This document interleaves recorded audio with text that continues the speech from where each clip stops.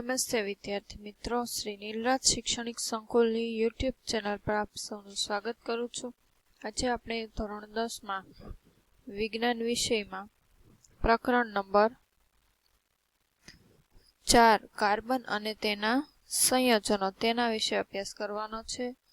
અગાઉના પ્રકરણમાં આપણે જોયું કે અગત્યના અનેક સંયોજનો જોયા કે આ પ્રકરણમાં વધુ રસપ્રદ સંયોજનો અને તેના ગુણધર્મો વિશે આપણે અભ્યાસ કરીશું કે જેનું આપણા માટે તત્વ સ્વરૂપે તેમજ સંયોજિત સ્વરૂપે બંને રીતે ખૂબ જ મહત્વનું છે। આપણે આગળના પ્રકરણમાં જોયું ને કે સક્રિયતા શ્રેણીને આધારે તત્વોનું વર્ગીકરણ ને એવું બધું કઈ રીતે ધાતુઓનું નિષ્કર્ષણ કરવું વગેરે કે આપણે જોયું કે ધાતુની બનેલી વસ્તુ, ધાતુ ન ધાતુ પાઠાતો, કાચ અને માટીની બનેલી વસ્તુને અન્ય, તો અંતિમ ખાનામાં આવતી વસ્તુઓ તરફ ધ્યાન આપો। અન્ય કે તમારા શિક્ષક તમને જણાવશે કે મોટા ભાગની વસ્તુઓ છે એ હંમેશા શેમાંથી, તો કે કાર્બનના સંયોજનોમાંથી બનેલી હોય છે।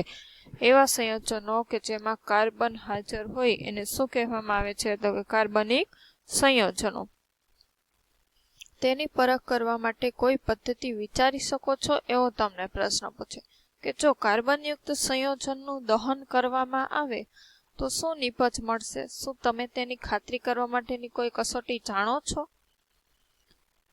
આપણે જોઈએ તો અન્ન, કપડાં, દવાઓ, પુસ્તકો અથવા અનેક વસ્તુઓ કે જેની તમે યાદી બનાવેલ છે તે તમામ કેવી છે, તો કે સર્વતોમુખી તત્વ શેના ઉપર આધાર રાખે છે, તો કે કાર્બન।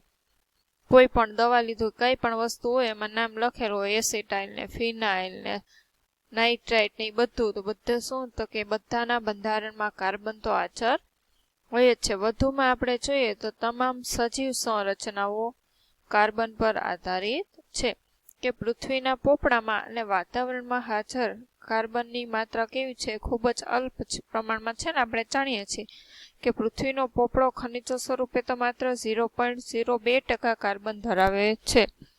જેમ કે કયા સ્વરૂપમાં હોય, તો કે કાર્બોનેટ, હાઇડ્રોજન કાર્બોનેટ, કોલસો અને પેટ્રોલિયમ। અને વાતાવરણમાં કાર્બનનું પ્રમાણ કેટલું છે, તો કે 0.03%। આપણને ખબર છે ને 21% ઓક્સિજન, 78% નાઇટ્રોજન, બાકીનું તો કે બાકીનું 1%માં આ બધા તત્વો છે કાર્બન ને સલ્ફર ને એ બધા હોય, હિલિયમ ને વાતાવરણમાં હોય છે। એ કુદરતમાં આટલી અલ્પ માત્રામાં કાર્બન પ્રાપ્ત હોવા છતાં કાર્બનનું મહત્વ ઘણું, તો આપણને એમ થાય ને કુદરતમાં તો સાવ ઓછી માત્રામાં કાર્બન છે છતાં પણ બધામાં કાર્બન કઈ રીતે જોવા મળે છે કે આપણે જોઈશું કે આવી અસામાન્યતા તરફ આપણને દોરી જાય। હવે છે કે કાર્બનમાં બંધન સહસંયોજક બંધ કે કાર્બન પરમાણુ છે એમાં સહસંયોજક બંધ આવેલો હોય છે કે કઈ રીતે હોય છે તેના વિશે આપણે જોઈશું। અગાઉના પ્રકરણમાં આપણે જોયું કે આયનીય સંયોજનના ગુણધર્મ, એમાં આયનિક બંધ જોયા હતા કે ધન આયન અને ઋણ આયન વચ્ચે આકર્ષણ થવાને લીધે ઇલેક્ટ્રોનની લીધે શું થાય, તો કે આયનિક બંધ રચાય છે। આજે આપણે સહસંયોજક બંધ જોવાનું છે કે સંયોજનો ઊંચા ગલન બિંદુ તેમજ ઉચ્ચ ગલન બિંદુ ધરાવે છે અને દ્રાવણમાં પીગળેલી અવસ્થામાં વિદ્યુતનું વહન કરે છે। આપણે તે પણ જોયું કે આયનીય સંયોજનોમાં બંધનનો સ્વભાવ કેવી રીતે આ ગુણધર્મોની સમજ આપે છે। તો ચાલો આપણે કાર્બનના સંયોજનોનો અભ્યાસ કરીએ કે પ્રકરણ 2માં જોઈ ગયા તે પ્રમાણે શું, તો કે મોટા ભાગના કાર્બન સંયોજનો કેવા હોય છે, તો કે વિદ્યુતના મંદ વાહક એસિટોન ને ગ્લુકોઝ, આપણે પ્રયોગ હતો ને કે ગ્લુકોઝનું દ્રાવણ ને એસિટોનનું બધા કેવા હોય છે, તો કે મંદ વાહક। કે આપેલી કાર્બન સંયોજનના ઉત્કલન બિંદુ અને ગલન બિંદુની માહિતી પરથી જાણવા મળે છે કે આ સંયોજનો આયનીય સંયોજનોની સરખામણીમાં નીચા ગલન બિંદુનું ઉત્કલન બિંદુ ધરાવે। એટલે આયનિક સંયોજનોને ગરમ કરવા એટલે કે એમાંથી આયનો છૂટા પાડવા માટે તો કે વધુ ઉર્જાની જરૂર પડે। એના કાર્બનિક સંયોજનોમાં તો કે ઓછી ઉર્જાએ એના જે પરમાણુઓ અને આયનો ન હોય કેવા થાય છે, તો કે છૂટા પડી જાય ને એકબીજા વચ્ચેનું આકર્ષણ બળ તોડી શકાય। કે આ અણુઓ વચ્ચેના આકર્ષણ બળો છે તે વધારે પ્રબળ નથી. મોટા ભાગે આ સંયોજનો કેવા હોય છે તો કે વિદ્યુતમાં અવાહક. મોટા ભાગે અવાહક જ હોય, પણ અમુક હોય કે એમાંથી મંદ વાહક હોય છે. તેથી આપણે તે નિષ્કર્ષ તારવી શકીએ કે આ સંયોજનોમાંના બંધન કોઈ આયનો આપતા નથી. એટલે કે આ સંયોજનોનું તો કે છૂટા પાડવામાં આવે તો એમાં કોઈ આયન આપતા નથી. કે ધોરણ 9માં આપણે વિવિધ તત્વોની સંયોગીકરણ ક્ષમતા અને તે કેવી રીતે સંયોજકતા ઇલેક્ટ્રોનની સંખ્યા પર આધાર રાખે છે તે વિશે શીખી ગયા. એમ કીધું. એમ કે ચાલો આપણે હવે કાર્બનની ઇલેક્ટ્રોન રચના જોઈએ. કે કાર્બનનો પરમાણુય ક્રમાંક આપણને ખબર છે કે કેટલો છે? 6. એટલે કે પરમાણુય ક્રમાંક આપણે ધોરણ 9માં અભ્યાસ કરી છે કે 6થા નંબરનું કાર્બન છે તે તત્વ છે આવર્ત કોષ્ટકમાં. એ કાર્બનના વિવિધ કોષમાં ઇલેક્ટ્રોનની વહેંચણી કેવી રીતે હશે? તો આપણને ખ્યાલ છે પહેલી કક્ષામાં વધુ કેટલા ઇલેક્ટ્રોન સમાય? તો કે 2. અને બીજી કક્ષા હોય એમાં કેટલા ઇલેક્ટ્રોન હશે? તો કે 4. ટોટલ 6 છે એટલે પહેલીમાં 2 અને બીજામાં 4 એવી રીતે હશે. એટલે શું થાય? તો કે નજીકનું એની ઇલેક્ટ્રોન રચના કઈ આવે?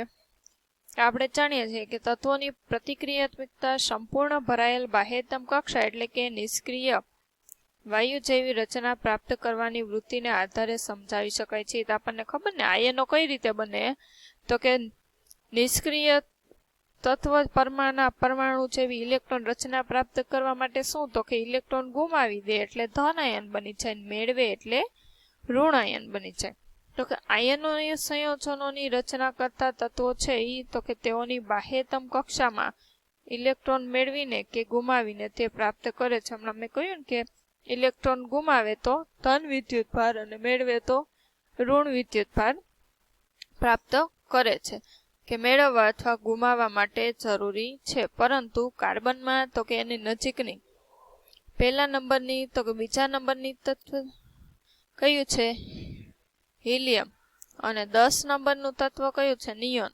તો ઈ જો તો મેળવીએ તો પણ 4 મેળવવા પડે ને ગુમાવે તો પણ 4. એટલે તે મેળવતો નથી અને ગુમાવતો નથી. જો તે 4 ઇલેક્ટ્રોન મેળવીને C4- એનાયન બનાવી શકે છે, પરંતુ 6 પ્રોટોન ધરાવતા પરમાણુ કેન્દ્ર માટે 10 ઇલેક્ટ્રોન એટલે કે 4 વધારાના ઇલેક્ટ્રોન સમાવવા મુશ્કેલ થઈ શકે છે. તે 4 ઇલેક્ટ્રોનને ગુમાવીને કેટાયન એટલે કે ધન આયન બનાવી શકે છે, પરંતુ 4 ઇલેક્ટ્રોન દૂર કરીને તો કે તેના પરમાણુ કેન્દ્રમાં 6 પ્રોટોન વડે આકર્ષાયેલા માત્ર 2 ઇલેક્ટ્રોનને સમાવતો કાર્બન કેટાયન બનાવવા માટે તો કે મોટા પ્રમાણમાં ઉર્જાની જરૂર પડે છે. એટલે શું થઈ? ઇલેક્ટ્રોન મેળવતો પણ નથી અને ગુમાવતો પણ નથી, પણ શું કરે છે? તો કે પોતાના ઇલેક્ટ્રોનની ભાગીદારી કરે છે. કે કાર્બન છે તે બીજા પરમાણુઓ સાથે અથવા તો અન્ય તત્વના પરમાણુ સાથે પોતાના જે 4 સંયોજકતા કક્ષા એટલે તો કે સૌથી બહારની કક્ષા જે અપૂર્ણ ભરાયેલી હોય એને શું કહેવામાં આવે છે? સંયોજકતા. જો અહીં કાર્બન પરમાણુનો આપણે નમૂનો દોરીએ, ઇલેક્ટ્રોનની રચના પરમાણુ નમૂનો, તો આપણે 9મા ધોરણમાં આવી ગયું સંયોજકતા કક્ષા. કે પહેલી કક્ષામાં તો કે 2 ઇલેક્ટ્રોન, બીજીમાં કેટલા? 4. એટલે જે આ બહારની કક્ષા છે જે તો કે અપૂર્ણ ભરાયેલી છે એને શું કહેવામાં આવે? તો કે સંયોજકતા કક્ષા. કાર્બન છે એ જો 4 ઇલેક્ટ્રોન મેળવે તો નિયોન જેવી રચના પ્રાપ્ત કરે, પણ વધુ ઉર્જાની જરૂર પડે, અને ગુમાવે તો કે શું થઈ જાય? તો કે પ્રોટોનની સંખ્યા વધી જાય. તો હિલિયમ જેવી એટલે એ મેળવતોય નથી ને ગુમાવતોય નથી, પણ એ જે આ સંયોજકતા કક્ષાના 4 ઇલેક્ટ્રોન છે તેની શું કરે છે? તો કે ભાગીદારી કરીને આ સમસ્યાનો ઉકેલ લાવે છે. કે 4 એના ઇલેક્ટ્રોન ને 4 કોઈ પણ બીજા પરમાણુના બીજા તત્વના પરમાણુના ભાગીદારી કરીને પોતાનું અષ્ટક સ્થાયી ઇલેક્ટ્રોન રચના પ્રાપ્ત કરે છે કે અણુઓ બનાવે છે. કે ભાગીદારી પામતા ઇલેક્ટ્રોન છે એ તો કે બંને પરમાણુઓની બાહ્યતમ કક્ષામાં ઇલેક્ટ્રોન હોય છે અને બંને પરમાણુઓને તો કે નિષ્ક્રિય વાયુ જેવી રચના પ્રાપ્ત કરવા તરફ દોરી જાય છે. જો CO2 આપણે જોઈએ કે કાર્બન ડાયોક્સાઇડ હમણાં આગળ આપણે જોઈએ છીએ એની રચના, તો કે આ પ્રકારે રચાતો સૌથી સાદો અણુ કયો છે? તો કે હાઇડ્રોજન. કે તમે પહેલા શીખી ગયા છો તે પ્રમાણે કે હાઇડ્રોજનનો પરમાણુય ક્રમાંક કેટલો છે? 1. તેથી હાઇડ્રોજન છે એ કેવી તેની કક્ષા તો કે કેમાં 1 ઇલેક્ટ્રોન ધરાવે છે અને કે કક્ષાને ભરવા માટે તેને વધુ 1 ઇલેક્ટ્રોનની આવશ્યકતા છે. તેથી શું કરે તો કે 2 હાઇડ્રોજન પરમાણુઓ છે તે તેમના ઇલેક્ટ્રોનની ભાગીદારી કરીને શું બનાવી નાખે છે તો કે હાઇડ્રોજનનો અણુ. પરિણામે તો કે હાઇડ્રોજનનો પ્રત્યેક પરમાણુ તેની નજીકના નિષ્ક્રિય વાયુ હિલિયમ જેવી ઇલેક્ટ્રોન રચના પ્રાપ્ત કરે છે. તેથી તેની કે કક્ષામાં 2 ઇલેક્ટ્રોન ધરાવે છે. આપણે તેનું નિરૂપણ ટપકા અથવા તો ચોકડી કરીને સંયોજકતા ઇલેક્ટ્રોન દર્શાવી કરી શકે. જો હાઇડ્રોજન પરમાણુ જો પોતાનો નજીકનો સ્થાયી તત્વ હિલિયમ જેવી કે 1 ઇલેક્ટ્રોન આનો અને એક બીજા પરમાણુનો, બે તો એક ઇલેક્ટ્રોન રાખીને ભાગીદારી કરીને 2 ઇલેક્ટ્રોન બની ગયા, પોતાની ઇલેક્ટ્રોન રચના પૂર્ણ કરે. આ ભાગીદારીમાં જે ઇલેક્ટ્રોન હોય છે એ તો કે બંનેની ઇલેક્ટ્રોન રચના પૂર્ણ કરવા માટે સમર્થ હોય છે. એક આનો એક આનો બની ગયા હાઇડ્રોજનનો અણુ કે H H. હવે અહીંયા H2 શું તો કે 2 હાઇડ્રોજન પરમાણુ વચ્ચે એકલ બંધ. ઓક્સિજનના પરમાણુ પણ એવી રીતે જ કરે છે કે ઓક્સિજનમાં તે સહસંયોજક બંધ કેવી રીતે રચાય છે તો કે 2 એને ઓક્સિજનને આપણને ખબર છે કે અષ્ટક પૂર્ણ કરવા માટે કેટલા ઇલેક્ટ્રોન ઘટે છે તો કે 8 છે 2 ઇલેક્ટ્રોન.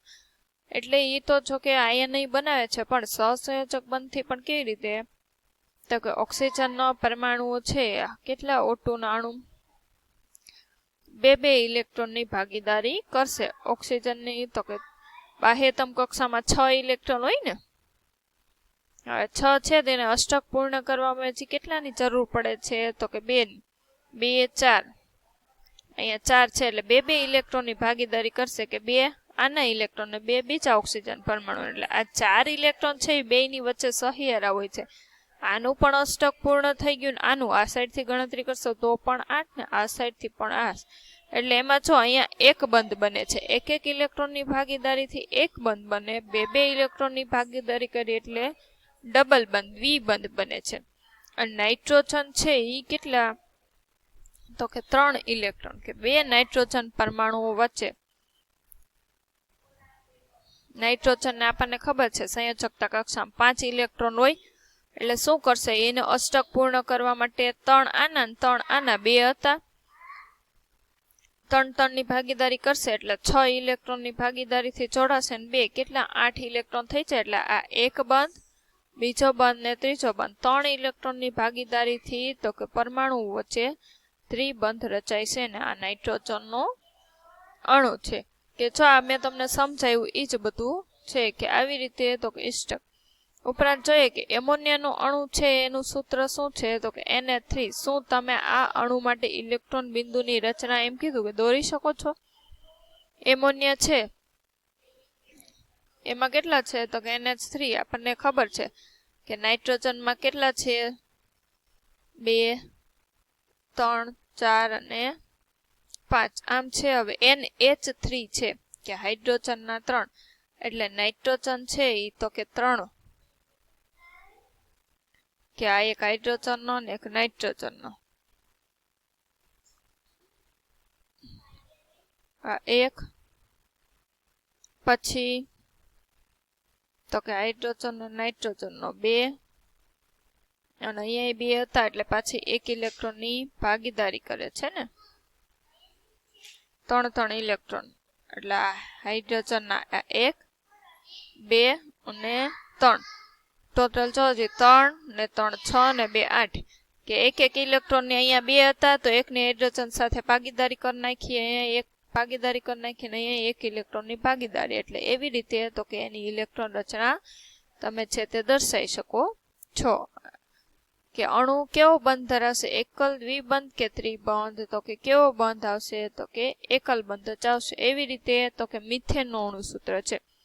આપણને ખબર છે કે તેમ હાઇડ્રોજનની સંયોજકતા F છે, કાર્બન છે તે ચતુઃસંયોજક છે કારણ કે કેટલા ઇલેક્ટ્રોન ધરાવે છે હાઇડ્રોજન પરમાણુ, કાર્બન પરમાણુ તો કે 4 સંયોજકતા ઇલેક્ટ્રોન ધરાવે છે એટલે એની ચતુઃસંયોજક છે. જો જી સંયોજકતા કક્ષામાં 4 ઇલેક્ટ્રોન છે આ કાર્બનના ઇલેક્ટ્રોન છે અને આ ટપકું કરીને દર્શાવ્યું તે હાઇડ્રોજનના ઇલેક્ટ્રોન છે. ભાગીદારી કરી અને તો કે CH4 મિથેનનો અણુ બનાવે છે. જો હજી 2, 4, 6 ને 8 એટલે હાઇડ્રોજનને પણ 2 ઇલેક્ટ્રોન 4 ઇલેક્ટ્રોન